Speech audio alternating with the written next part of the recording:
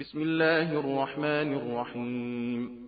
وإذا كنت فيهم فأقمت لهم الصلاة فلتقم طائفة منهم معك وليأخذوا أسلحتهم، فإذا سجدوا فليكونوا من ورائكم ولتأت طائفة أخرى لم يصلوا فليصلوا معك وليأخذوا حذرهم وأسلحتهم. ود الذين كفروا لو تغفلون عن أسلحتكم وأمتعتكم فيميلون عليكم ميلة واحدة، ولا جناح عليكم إن كان بكم أذى من مطر أو كنتم مرضى أن تضعوا أسلحتكم وخذوا حذركم، إن الله أعد للكافرين عذابا مهينا. فإذا قضيتم الصلاة فاذكروا الله قياما وقعودا وعلى جنوبكم، فإذا اطمأننتم فأقيموا الصلاة، إن الصلاة كانت على المؤمنين كتابا موقوتا. ولا تهنوا في ابتغاء القوم إن تكونوا تألمون فإنهم يألمون كما تألمون وترجون من الله ما لا يرجون، وكان الله عليما حكيما. إنا أنزلنا إليك الكتاب بالحق لتحكم بين الناس بما أراك الله، ولا تكن للخائنين خصيما، واستغفر الله إن الله كان غفورا رحيما.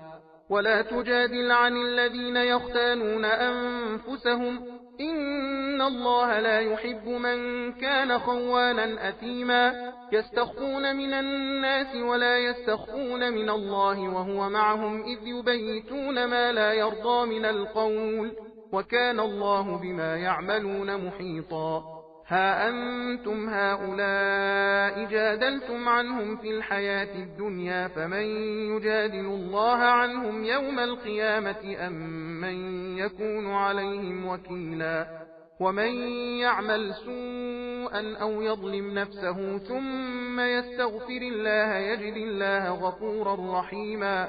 ومن يكسب إثما فإنما يكسبه على نفسه، وكان الله عليما حكيما. ومن يكسب خطيئة أو إثما ثم يرم به بريئا فقد احتمل بهتانا وإثما مبينا. ولولا فضل الله عليك ورحمته لهمت طائفة منهم أن يضلوك وما يضلون إلا أنفسهم وما يضرونك من شيء، وأنزل الله عليك الكتاب والحكمة وعلمك ما لم تكن تعلم، وكان فضل الله عليك عظيما.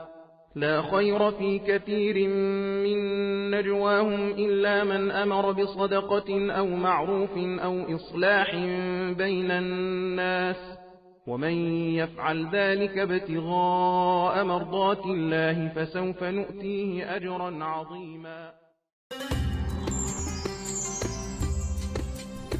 सबील कुरान हिदायत का रास्ता।